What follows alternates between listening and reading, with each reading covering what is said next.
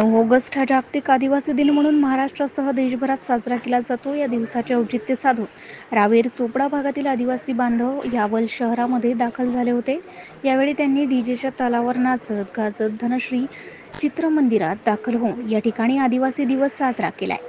या निमित्ताने उपस्थित मान्यवरांच्या हस्ते बिरसा मुंडा यांच्या प्रतिमेचे पूजन करून अभिवादन करण्यात आले. उपस्थित आदिवासी बांधवांनी बासरी, टाळ, सनई, ढोलकीच्या तालावर ठेका धरून उत्कृष्ट आदिवासी नृत्य सादर केले.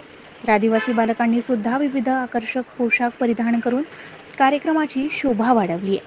कार्यक्रमासाठी आमदार शिरीष चौधरी, जिल्हाधिकारी आयुष प्रसाद, प्रकल्प अधिकारी अरुण पवार, आसिमचे राजू तडवी, मुक्ताईनगर नगरसेवक नजमा तडवी, लोकनियुक्त सरपंच मीना तडवी, डॉक्टर फिरोज तडवी यांच्यासह बहुसंख्य मान्यवर उपस्थित होते. MCN न्यूज मराठीकरिता फिरोज तडवी, यावल.